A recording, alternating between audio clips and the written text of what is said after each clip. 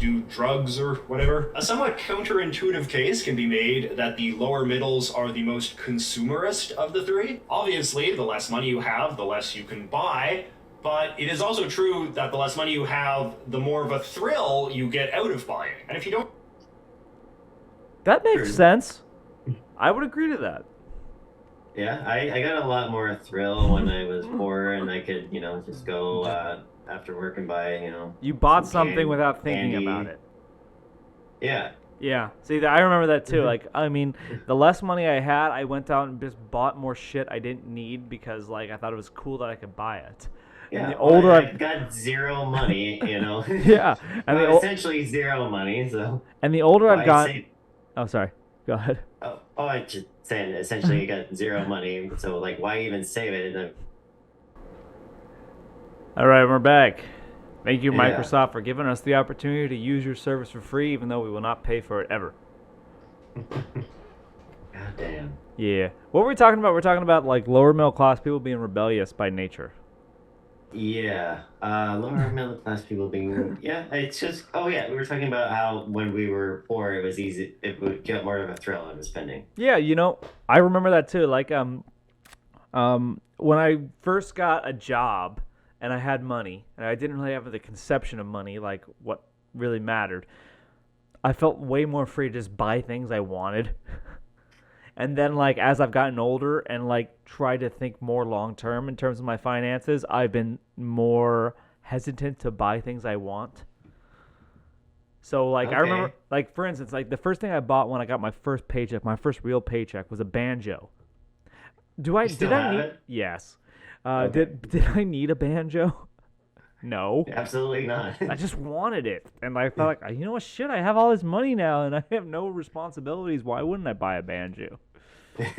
So I get that like the lower middle class is the like most rebellious, least conformist by nature, but also somewhat the most consumerist. Okay, yeah, I mean, everyone can relate in a sense to the lower middle class because they want to find that same joy in their purchases. I think most people probably. I think like there's some studies that say lower middle class people are some of the happiest people. Also, I can see like that. yeah. Like I think like I've heard a lot of studies that like basically once your bills are paid, like extra money doesn't really help you. So you're better off just having. And there's also something that lower middle class people depend on family and community a little bit more. I feel like they have a little better social networks. They're not as detached. Like they kind of need to have other people around them in case of emergencies. Yeah, like I mean, the fact that they get together more for like family gatherings and like such like that. Like for instance, I'm thinking of one guy in particular. He gets together with his family every single week. He has a big extended family, and he works 2 jobs. But like the thing he cares most about is family. He says like I hang out with my extended family all the time. We go on like camping trips together. We go on hunting trips together.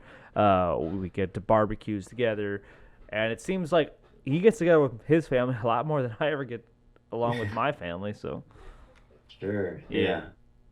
It sounded like for a second you were becoming more middle class when you're just like, I don't need to buy this. Right. I think I was actually. I think I'm like in a lower middle class job, but because I've managed my money a certain way, I've kind of maybe moved up to the middle class echelon. Okay. Yeah. I think that's the case. I definitely am in a lower middle class job, but the way I manage my money is different from I say how a lower middle class person manages their money. Okay, I see where you're going. Yeah. Don't feel overly burdened by notions of having to be fiscally responsible or cheap, the way that comfortable middle-class people often are. It's a lot easier to just have fun shopping when you get the chance, and to buy things that bring maximum pleasure in terms of taste. Let's see, we got here. Playboy. We got like headphones, Game Boy, a comic, cupcakes, Playboy magazine, shoes, baseball, autographed baseball, Green Bay Packers helmet, and I don't know, fucking vitamins or some sort of puff or what is that? FF? I don't know. But yeah, there's lots of stuff. Is that Duff beer? Duff beer. Hopefully. And looks and entertainment and so forth. It's often been said that a lot of modern American capitalism just panders to the lowest common denominator. which is really just a euphemistic way of saying the lower middle class. So things like junk food or action movies or rap music or other things that deliver the highest levels of sensory pleasure. All of this is awesome. Yes. WWE. They really know what they're doing. They know what they're doing. I know, it seems evil. It's so evil. All right. And to associate these with somewhat. Oh no, no. Okay, so I was on like a little bit of a trend there that everything was awesome, but Jerry Springer is garbage. that brings it down. It brings it back down. Yeah. Hedonistic tastes of the lower middles. The social anxieties of the comfortable middle class, by comparison, may inspire them to view a lot of this stuff with a mix of care and caution. Like, they'll go and see the latest Marvel movie, but they might not put a metal poster of Tony Stark in the living room, because that would be seen as too low class. They might get... What's wrong with Tony Stark? Yeah, what was it? Robert Downey Jr. He's an icon. Well, I mean, like, this is a whole offshoot conversation, but let me see if you agree. The whole MCU has been dead ever since Iron Man died. Since Iron Man died. Endgame. Yeah. I think so. It really it hasn't felt like it's formed a new identity yet. It's garbage. I mean, there's some Grasping- WandaVision, I think, was pretty good. Different. Is different. Obviously, Spider-Man No Way Home was really good. But other than that, MCU has been mostly just garbage to me. Other than those two things. I mean, Doctor Strange, the movie, the Mountains of Madness or something, whatever it was. Yeah, Multiverse of Madness. Yeah, Multiverse of Madness. That was okay. It was okay. I enjoyed it. But ever since Iron Man died, there's been less purpose to the MCU. Yeah, it seems like they spent it, and I don't know if they're doing a great job of building up enthusiasm for, the multiverse they're trying to build. Yeah, it just feels like there's no point anymore. Like you told a complete story, and you kept going after that. Yeah, where there's no more consequence anymore. Right. It's better than Star Wars, though.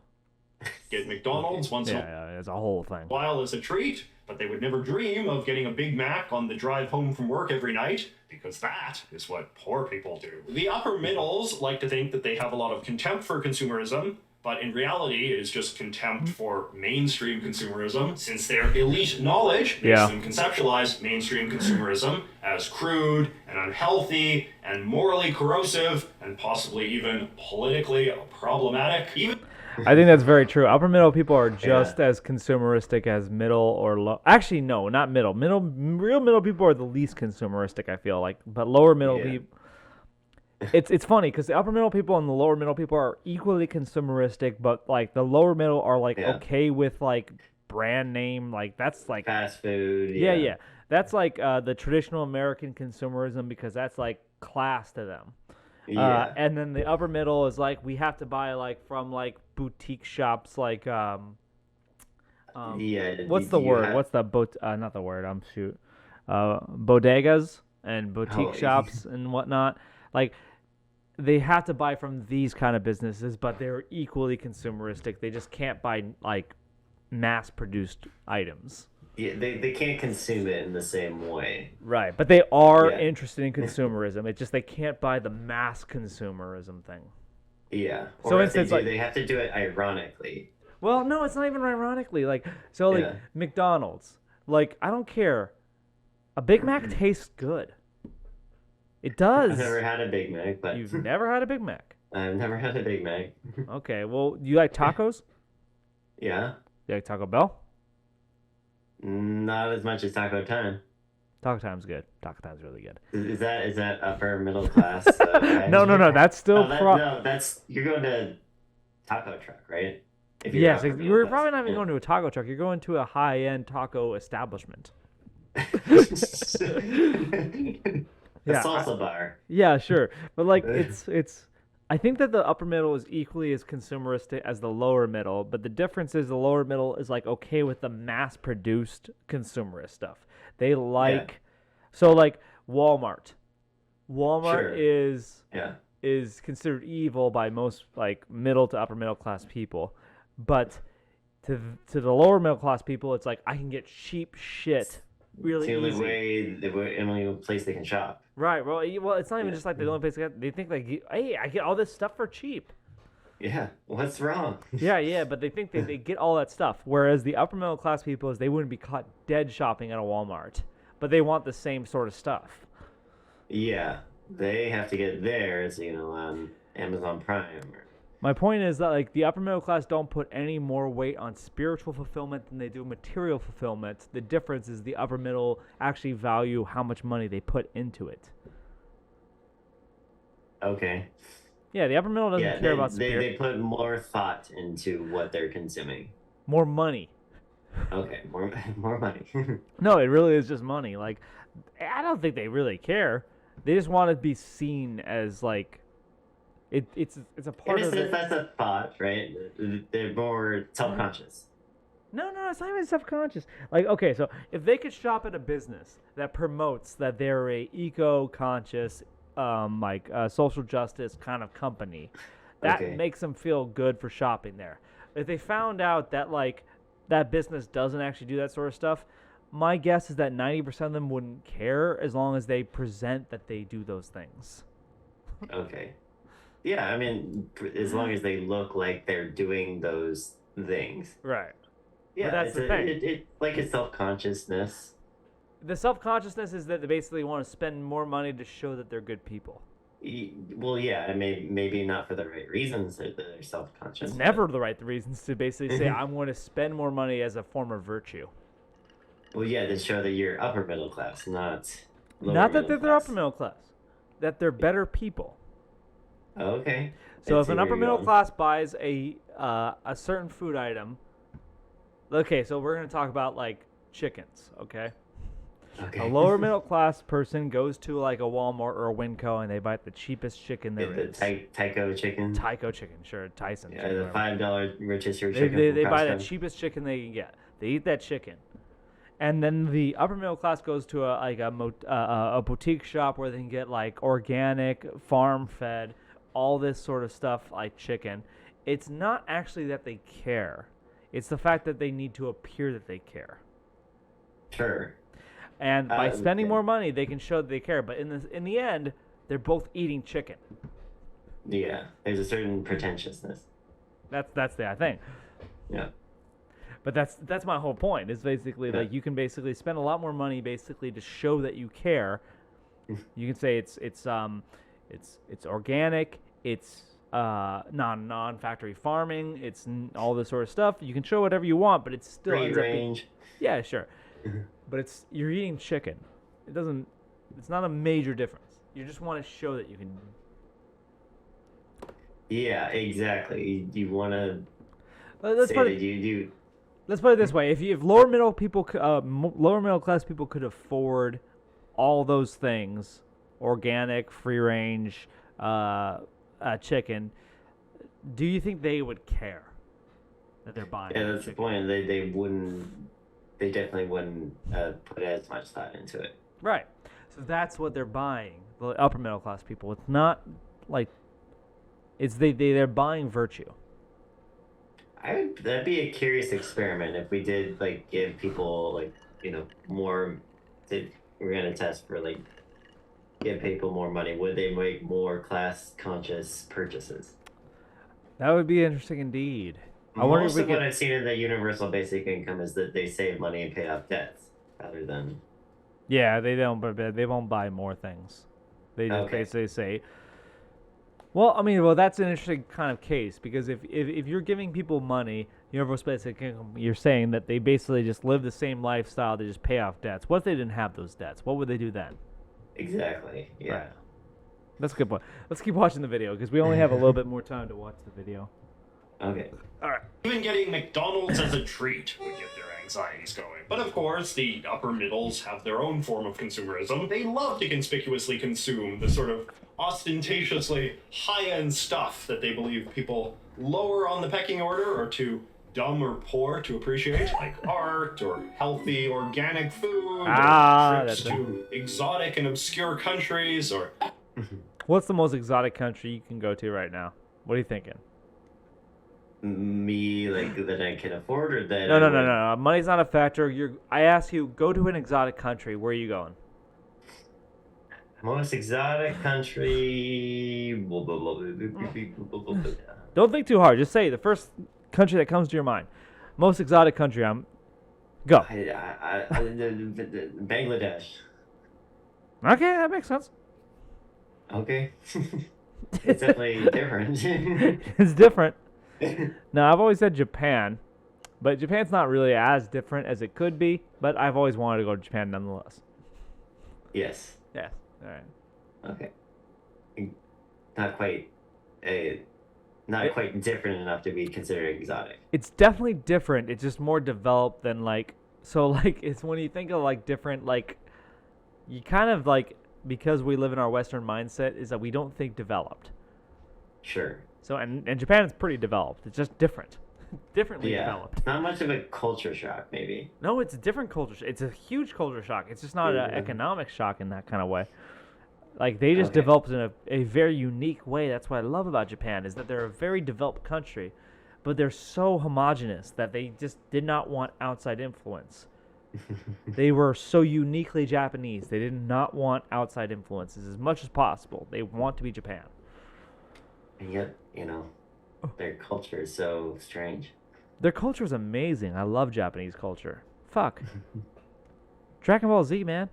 Houses they built themselves. You could also say that education itself is among the upper middle's most favorite consumer goods. Anxious upper middles tend to like spending a lot of money on intangible goods like knowledge that can help reinforce their place in the hierarchy. But what is also interesting is how the upper middle's talent for intellectualization can cause some really interesting consumer tastes to develop. Like the other day, I saw this YouTube video all about ironic fashion, which as far as I can tell is when young upper middle class people wear clothing associated with the most crude and vulgar aspects of lower middle class culture.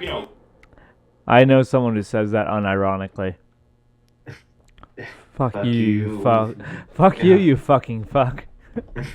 I know someone who says that unironically, and I hear it all the time. See, that's what I was saying. Like, the upper middle class does like to consume it ironically. Yes. Because I think it's some way that the upper middle class wants to say that I'm in touch with the common man, but they're not. Okay. I think that's what it is. What But do you they're think? still just middle class. That's the crazy thing. Well, I feel like the middle class doesn't care about being in touch with anyone. That's the thing. It's the upper middle class that really cares about being in touch. Okay, they're higher on the hierarchy of needs. Okay, here's where we go. Lower Sure. middle class care about paying their bills and having fun. That's why I think they're actually the Yeah, happiest. Okay. Middle class people care about getting ahead. They care about Not staying in middle class. not staying in middle class. They want to make it to the upper middle. They're actually care about that. And the upper middle class care about what? Staying in touch with the common man, but not associating with them. Okay, they're not practicing what they preach. Or... Well, they basically like, well, like it was that like, quote we got from Charles Murray. Unfortunately, actually, it was like they want to preach. They don't want to preach what they practice. They don't want to preach what they practice. So they live all the virtues that help them get ahead, but they want to preach opposite of that. Okay. In other words, they're special. Oh. Upper middle class are special. If the lower middle class or the middle class people did what they did, they would not make the upper middle class. So that's why they can't preach what they practice.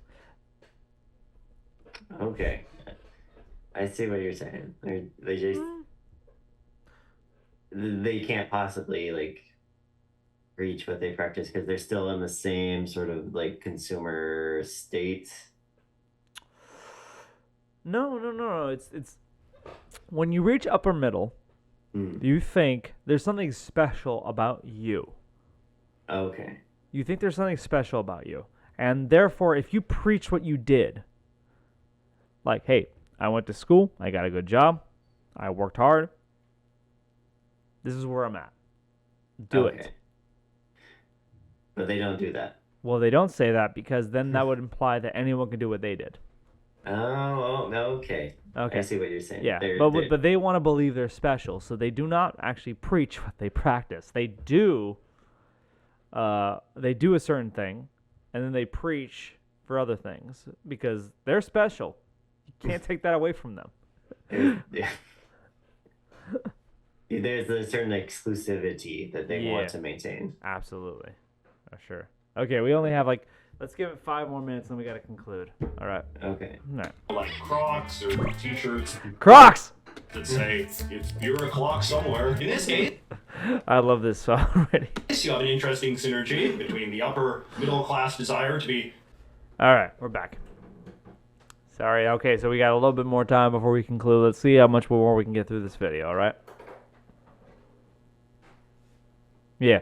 Reject the uptightedness of the comfortable middle, and then the oblivious nonconformity of the lower middle. In other words, while the comfortable middles often hate and fear the lower middles because they worry they are in danger of becoming them, the upper middles are insulated enough to be able to view the lower middles as a source of whimsy or amusement. I've seen a similar thing happen in US politics as well. Intellectuals with the most extreme political opinions often seem to be disproportionately upper middle class, since being free to engage with radical, sweeping theories of everything seems to be a bit of a luxury for the well-off. As Eric Hoffer argued in his famous book, The True Believer, when you look at historic revolutions and the like, the leaders of these movements are usually neither the very poor nor obviously the elites, but rather a certain sort of educated but frustrated middle-class person, and they are often... What do you think about that? Seems pretty true. You can't. It's hard to come from a wealthy background and still maintain a large amount of influence over the vast majority of people. Well, Vladimir Lenin is famously not from a poor background. He's actually from a kind of like a somewhat like what he would call petite bourgeoisie kind of background. And he led what? Class. Yeah, kind of upper middle class. Yeah. So it's kind of funny. Like a lifelong student is basically who leads the movement.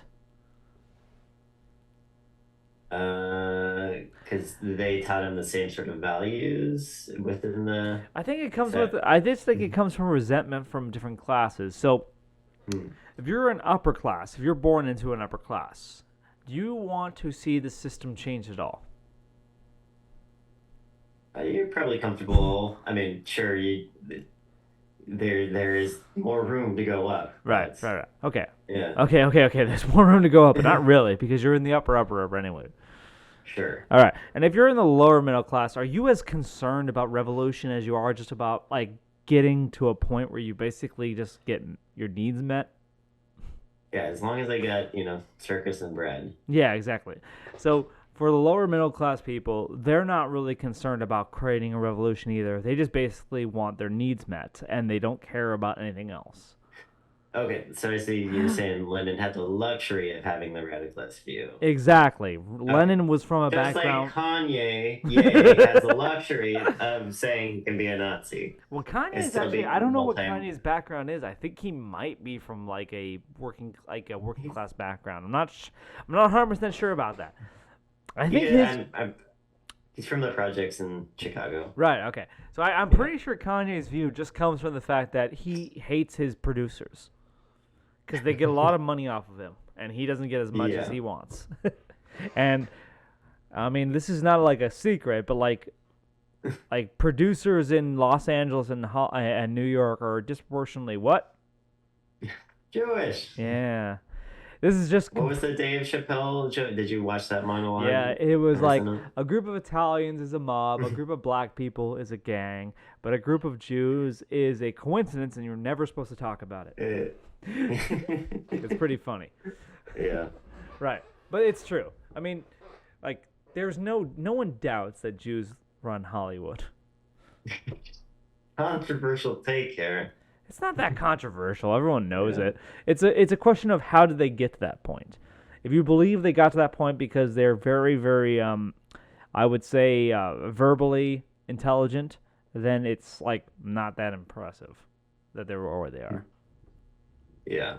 Well, like, I mean, I've seen some studies that say, like, Jews are the highest IQ group, ethnic group in the planet. So they're disproportionately wealthy. Yeah, yeah. So they're disproportionately wealthy. And they're also high in verbal IQ, which means they're more likely going to be working in the media than, like, something like the hard sciences. So it's not that surprising. Is it like a culture thing? Like they... I think so. I think it comes from the fact that, like, I think the Hebrews were, like, originally the culture of the book. That was unique to them. Oh, like studying... Well, they had the Bible. Like, Yeah, other Torah. religions didn't have the text that, like, Hebrews had. So they're from a very literate society, very thousands of years before anyone else was. I can see that, yeah. And also because, like, I hate to say this, but because banking in Europe back in the medieval ages was seen during the as church. usury, it was a sin. So who dominated the banking? Well, non-Christians. Not the Catholics, yeah. Yeah, Not right, the right. Christians. So, like, yeah, because usury was considered a sin. So basically the people who dominated banking in the medieval ages were Jewish. Okay. Yeah. But anyways, point is, all the thing is Kanye acknowledged the fact that Jews run Hollywood. And instead of just saying, like, okay, coincidence, or happens to be the case, he said Jews are the problem. Do you think he uses his like fashion ironically? You mean with Or is the it more fucking like face a mask statement? thing? No, like he dresses in baggy clothes. I don't know if you've seen him. Does Billie Pictures of him, but Does Billie Eilish dress ironically? no, Does like she? in, like, She actually tattered, does. like- She does. she does, yeah. Although less so, I guess these days. I don't know what she does these days. But I remember she wore baggy clothes specifically because she had a very, very developed body and she did not want to be sexualized. Yeah, she can appreciate. Then she would do that. Yeah, it makes sense. If you want to be known for your music, but you have a overdeveloped body, I don't know what overdeveloped means, but like for like as a but yeah, I don't know, you know what I mean. But like yeah.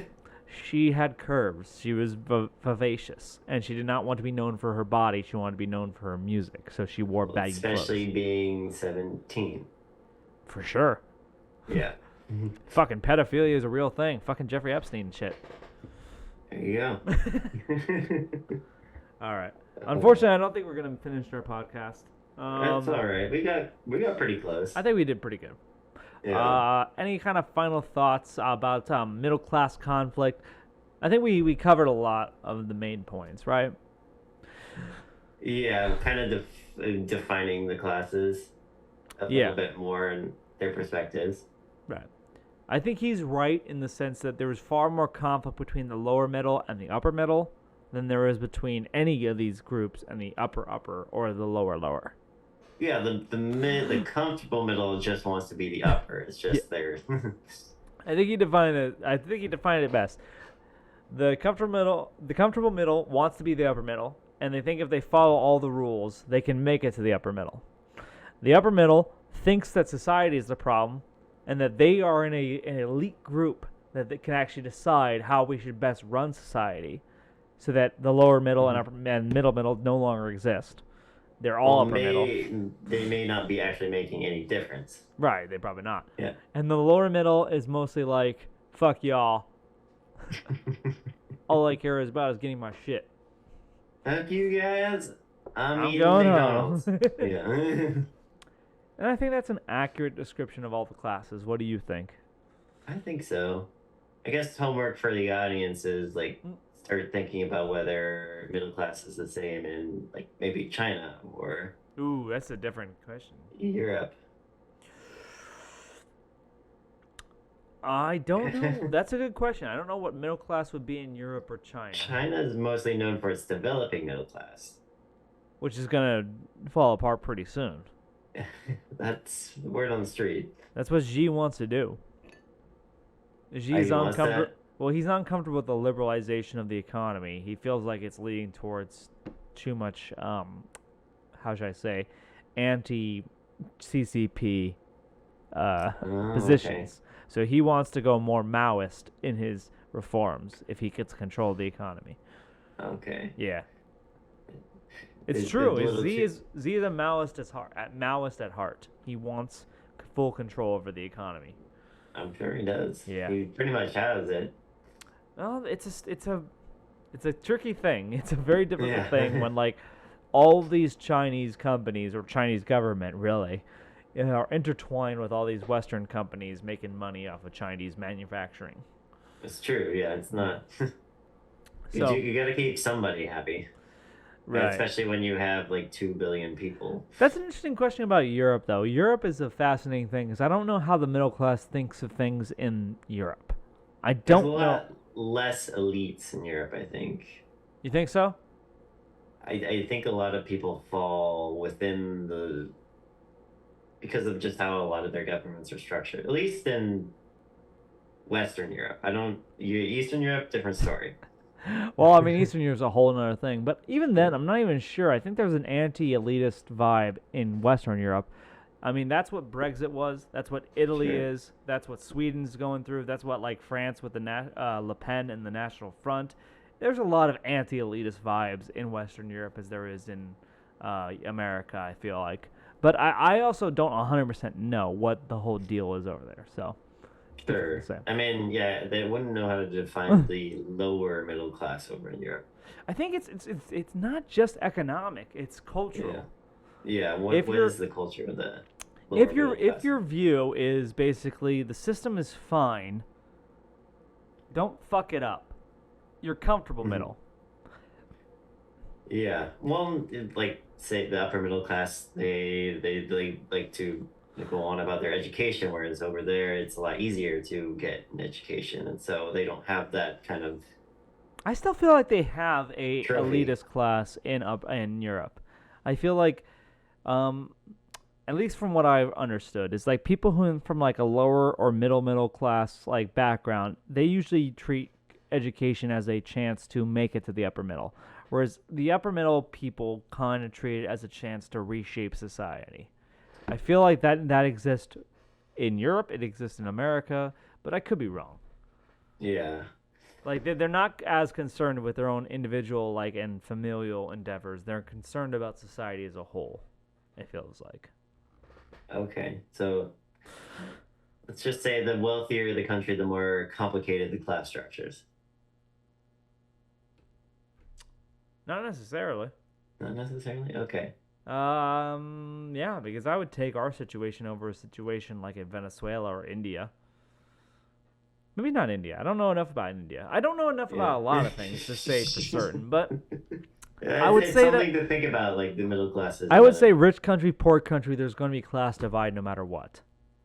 Sure. I mean, class struggle is kind of since I don't know, the feudal ages has definitely been.